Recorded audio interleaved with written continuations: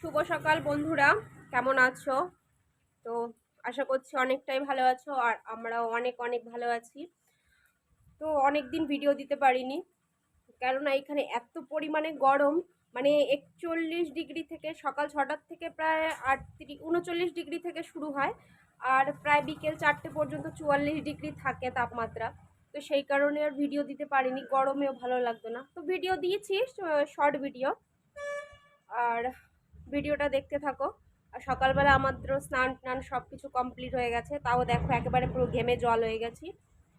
তো সমস্ত সকালের কাজ বাজ সেরে নিয়ে তো ভাবলাম আজকে কোনো কাজ নেই, আজকে একটু ভিডিওটা দিই। তো দেখতে থাকো। দেখো সমস্ত কাজ তো হয়ে গেছে, তোমরা দেখলেই। আর এইদিকে বসিয়ে দিচ্ছি রান্না। ভাত অলরেডি হয়েই গেছে, আর এখানে রান্না করছি দেখো আলু আর পটল দিয়ে। আর এই যে এখানে ডিম ভেজে রেখেছি। সবাই আবার কেউ ভেবো না যে ডিমগুলো মানে পিস পিস করেছি এত কিপটে কিপটে মিল, সেরকম কোনো ব্যাপার নেই। কেননা এই মানে এই ডিমগুলো এইভাবে ভাজলে পরে না, কুসুমটার মধ্যে বেশ একটু লবণ আর হলুদটা পড়ে, আর খেতেও খুব ভালো লাগে, সেই কারণে এইভাবে কেটে ভেজেছি। তো তরকারিটার দিকে দেখো আমার কষানো প্রায় হয়েই গেছে। ডিম আলুর ঝোল কার কার খেতে ভালো লাগে অবশ্যই জানিও। এইদিকে দেখো আম কেটে রেখে দিয়েছি, এইগুলো দিয়ে রান্না করব একটুখানি চাটনি। গরমের মধ্যে একটু টক খেতে খুব ভালোই লাগে, আর এখানে সচরাচর আম পাওয়া যায় না। তো একটা গাছ থেকে 4টে আম পেড়ে নিয়েছিল, আর দুটো আমি কালকে এমনি কাঁচা খেয়ে নিয়েছি, আর দুটো ছিল, তাই দিয়ে চাটনি রান্না করব। তো ভিডিওটা দেখতে থাকো। এইদিকে দেখো আজকে হচ্ছে 1 জুন, আর রাস্তাঘাট দেখো আজকে পুরো ফাঁকা। আর এইমাত্র দেখো জল দিয়ে গেল রাস্তাতে, কারণ এখানে রোডের কাজ চলছে। আর রাস্তা এতটা ফাঁকা হওয়ার কারণ হচ্ছে একটাই, আজকে এখানে ভোট, সবাই ভোট দিতে গেছে, বুঝতে পেরেছো, সেই কারণে ফাঁকা।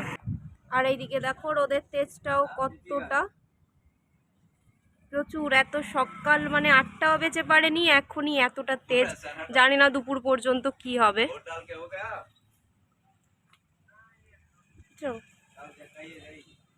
দেখো আমাদের এর মধ্যেই থাকতে হয়। বন্ধুরা, তোমাদের সঙ্গে কথা বলতে বলতে আমার অলরেডি রান্না হয়ে গেছে। এই দেখো এখানে আমের চাটনি এক্ষুনি নামিয়ে নেব। আর এই যে হচ্ছে আলু পটল আর ডিম দিয়ে ঝোল।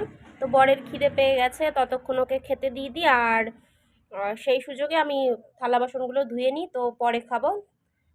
তো আবার পরে ফিরে আসছি।